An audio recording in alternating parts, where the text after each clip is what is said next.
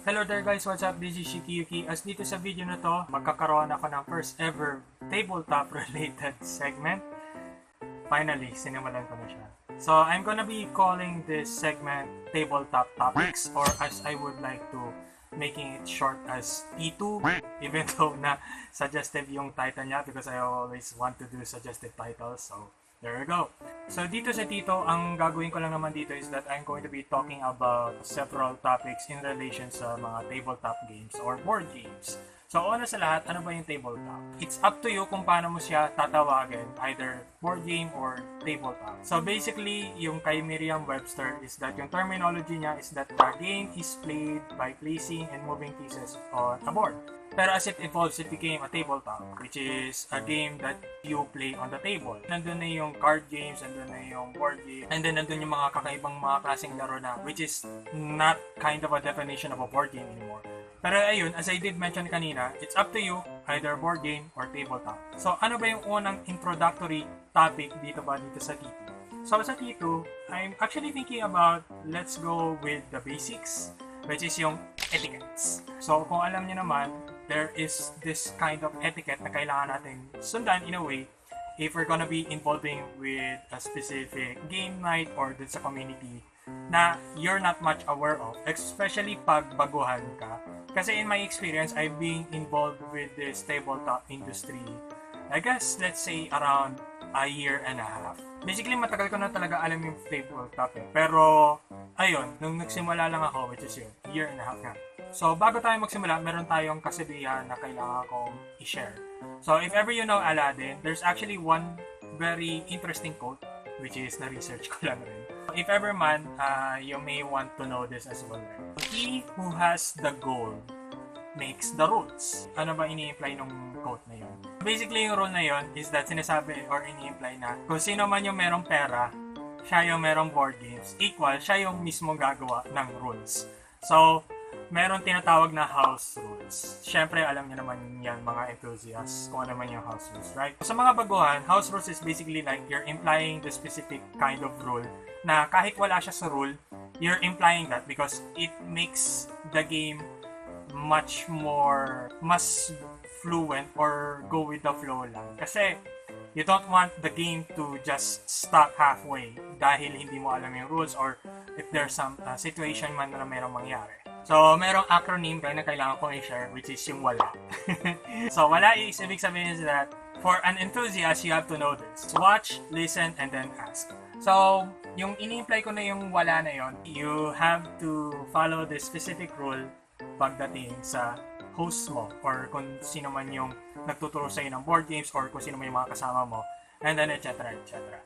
So with that, I have laid out the introduction nitong video na to. So meron tayong 10 things na kailangan kong i-share in regards sa etiquettes. So una is that be on time. Ito yung problema natin mga Pinoy is that yung be on time na yan or meron tayong tinatawag na Filipino time, pag sinabing mga 10 a.m. sabihin natin na gano'n, darating yan mga 11 a.m. na or mas late pa doon.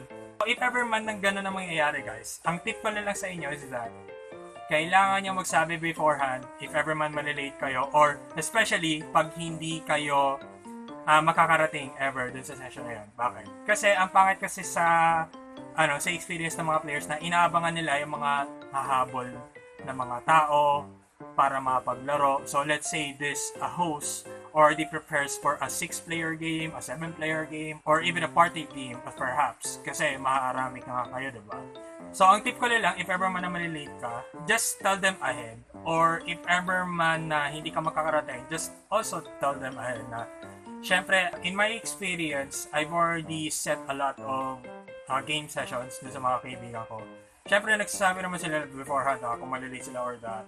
Or, well, meron nga talaga, hindi na talaga maiiwasan na mayroong mga tao na pasaway, hindi sila nagsasabi. So, I guess you just have to understand na lang na everything doesn't just go in your way. Number 2, know the rules. So, if ever man na host ka, kailangan alam mo yung mga laro na tinuturo mo. So, let's say that you're going to be teaching a game, let's say, Dead of Winter. In my experience, yung first ever time na naglaro ako ng Dead of Winter, yung hindi pa masyadong enthusiast or hindi ko pahilig yung board games, I had a slight problem yung nagturo ako ng ng game na yun. Kasi I wasn't that much of experienced player as of that time na yun. So, umabot yung pagtuturo ko ng board games probably like 20 to 25 minutes siguro, mga ganon. Pero at least, ayun, nagkaroon naman ng flow yung laro namin. Pero medyo matagal nga lang. And then there are a lot of times na pag nagtuturo ako or pag meron nangyayari na nabablock kami dahil we don't know the rules, I need to check out the rule book pa or parang i-scavenge ko pa sa utak ko kung ano yung rule na yun or kung ano ba yung mechanic or yung parang valid rulings doon sa official rule book. If there's any way na nakalimutan mo yung rules, ang advice na pwede kang masabi is that follow your house rules or ikaw yung meron last say doon sa mga rules kahit wala siya sa rule book. Kasi it's just for the purpose of getting ahead with the game or para matuloy lang yung laro. Even though na mali yun, kasi it's a bad practice in my experience. Pero ako na mismo yung nagsasabi na ginagawa ko to. I mean, come on guys, gusto nyo makapaglaro ng marami pang mga laro bukod dun sa nilalaro nyo. For sure, kung nagkakaroon kayo ng mga gaming marathon or gaming sessions, you like to want to play, like, sabihin natin within the 24 hours, mas maraming malaro, mas the better, diba? And then number 3, eliminating unnecessary distractions. One example or main example is, let's say, mga gadgets or yung mga phones nyo. If ever man na meron kayong important text, go ahead. Just go and text whatever. And then make sure after doing so, makinig ka doon sa host mo or doon sa nagtuturo ng laro. Pangalawa, if ever man na hindi naman importante yan, yung mga ginagawa nyo. Let's say na nagkakaroon kayo ng mga conversations na hindi related man lang dun sa mga rules na dun sa rules na in-explain ng inyong host. Please try to avoid as much as possible until na matapos yung pag-explain ng rules. Para pag nagsimula na yung laro, hindi na kayo magtatanong pa dun sa host na paulit-ulit. Kasi there are like experiences na ayun, nangyayari talaga. Pero ayun, go with the flow lang and just do understand that as I did mention, nothing will go in your way. Number 4, handle components responsibly. If you're playing a hand of cards, syempre you're gonna be like using the Yu-Gi-Oh way na handling of your cards. If ever man you're rolling your dice, of course you're gonna be rolling them simultaneously. Hindi yung isa-isa. Like meron kang 5 set of dice and then you're just gonna be rolling them one by one. Medyo a bit of turn off yun kasi meron nangyari sa akin yung one time. Very funny lang yung moment na yun.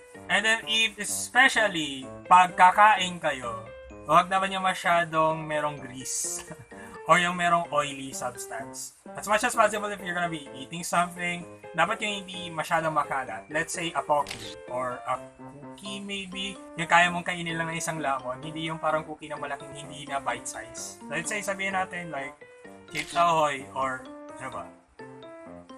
Panda. If ever man na hindi nyo alam how to handle components, you may ask the host naman kung paano ba yung paghawak or something like that. Like placing your cards face down or playing your cards, whatever. Meron akong bad habit whenever I play cards Parang pinipiti ko sila. Like, I having this click sound na nabebend ko yung card na onte pero it's my kind of a habit because I was playing card games kasi. Pero in my experience kasi, or sobrang tagal ko na maglaro kasi ng mga card games, hindi naman siya ganun ka-major na naapektuhan yung quality niya because it just goes back. I mean, come on. Number 5, be patient. Kung host ka, kailangan mahaba yung possession mo. Kung participant ka, syempre, kailangan mahaba rin yung possession mo. I mean, everyone needs to have a lot of patience, especially when playing a game. Kung AP prone or yung tinutukoy namin na analysis paralysis, which is matagal siya mag-play ng kanyang turn, you have to understand that there are people na sobrang tagal talaga nila mag-play ng kanilang turn. So, if ever man, you just have to wait for them patiently.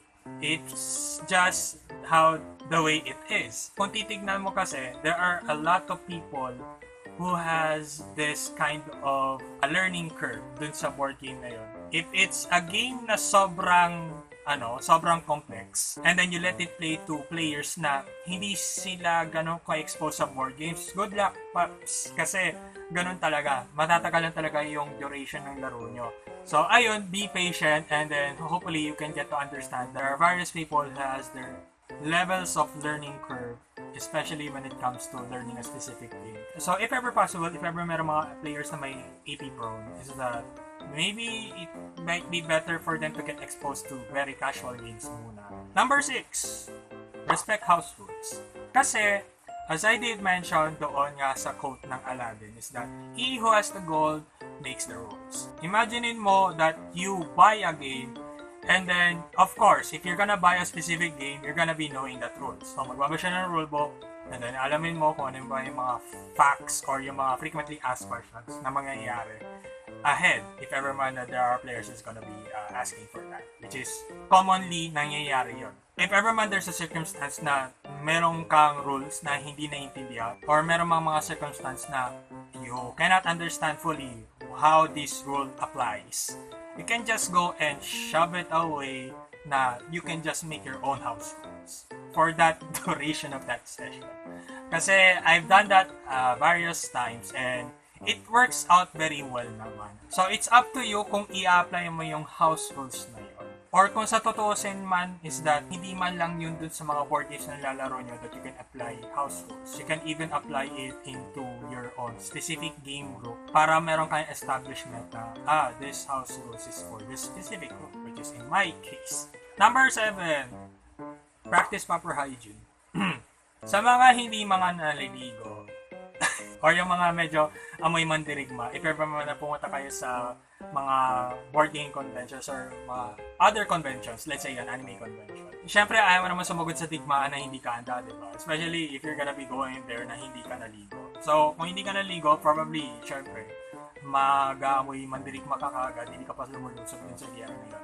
So, if I were you, maligo ka or at least magkaroon ka ng mga kagaya na itong one time, I actually got to a specific board game convention and then hindi ako naligo pero syempre dahil ayaw ko mag-amoy mandirigma, ang ginawa ko is that I improvise. So what I did is that I pumunta ako doon sa comfort room and then I had a quick, parang binasa ko lang yung katawa ko parang medyo may sakit and then nag-apply ako ng tawag doon, yung roll-on ko, and then medyo linis and then a bit damp dun sa buhok ko. And then long story short, medyo amoy fresco kahit papano, like just an upper or just on my upper part ng katawan ko. So long story short, kailangan mong maligo or kailangan mong mag-practice ng proper hygiene bago man pumunta sa mga specific board game conventions or any meetups kagaya ng mga gaming sessions. Number 8, have sportsmanship. If ever man nanalo ka sa game na yon, of course, you have to be humble about it. And then if ever man natalo ka, just congratulate the winner na, of course, there are times na natatalo ka dun sa laro na nilalaro mo. I mean, come on guys, don't be a sore loser pag natalo ka. Just respect that they gave their time for you and then they won. And then, ayun, syempre, if the more the times na nanalo sila, the more times that you will have this socially,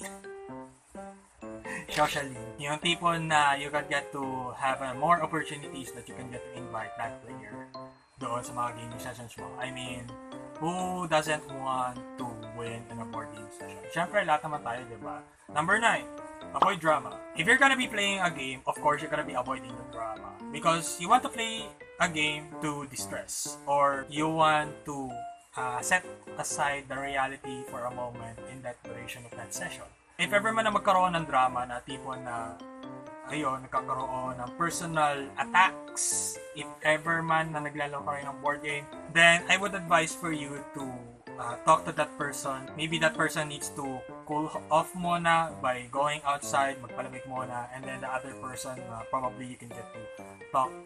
If ever man na it's 1v1 conflict, syempre, usually ganun yung nangyayari. If ever man there is a circumstance na it's a group conflict, I would suggest that you should stop the session immediately and then just go in your separate ways. Because you don't want to play sessions na sobrang pangit ng atmosphere. If ever man na merong mga drama, as much as possible, huwag ka na masyado mag-involve kasi hindi mo naman drama yun. Except if ever man na meron kang beef dun sa specific group na yun.